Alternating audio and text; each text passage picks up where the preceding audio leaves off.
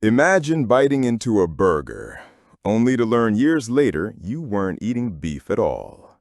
This isn't an urban legend. This is the story of Joe Metheny, a man who not only murdered his victims, but turned them into food and sold it to unsuspecting strangers.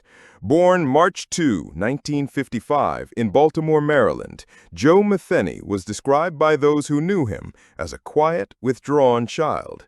Teachers noticed he was intelligent but unmotivated, and he left school without qualifications or direction.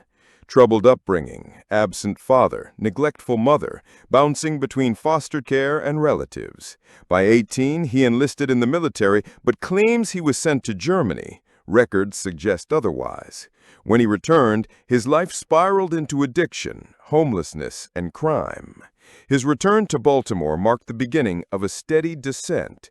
He lived in makeshift camps under bridges, surrounding himself with people on society's edge. But there was something darker brewing beneath his calm, heavy-set exterior.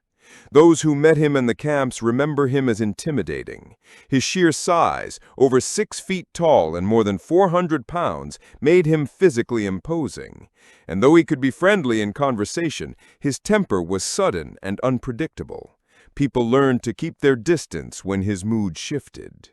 In the mid-1990s, Joe's girlfriend leaves him, taking their son. Joe claims he came home one day to find them gone, supposedly with another man.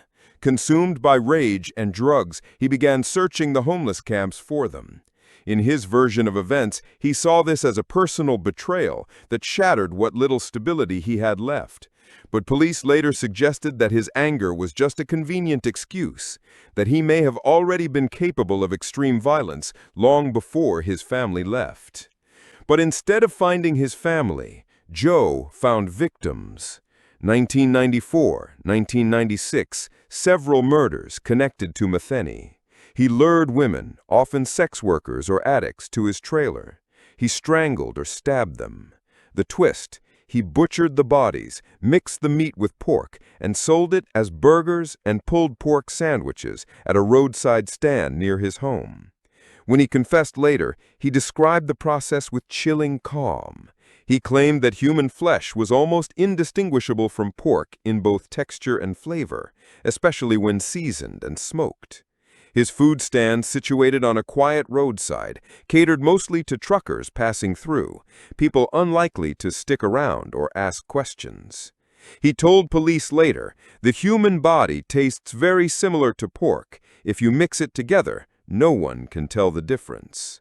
Customers unknowingly ate his victims, and when he ran out of special meat, he hunted for more. It wasn't just about disposing of the bodies, it was about power. Metheny admitted to feeling a twisted thrill in serving human meat to unsuspecting strangers.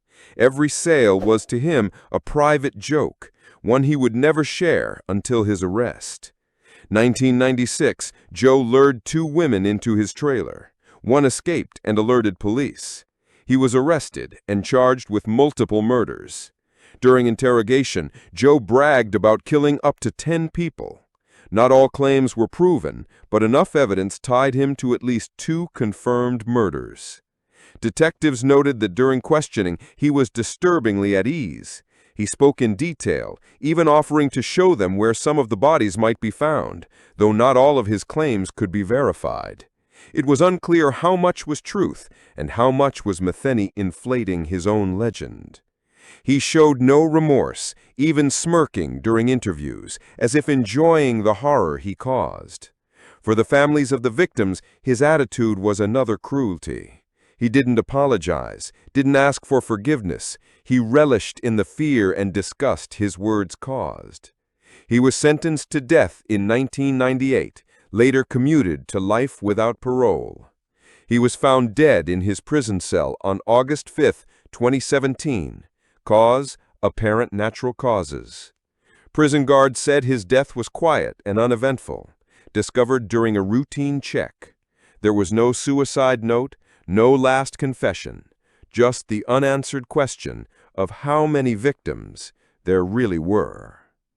Joe Metheny never served another burger, but his crimes live on as one of the most disturbing intersections of murder and everyday life.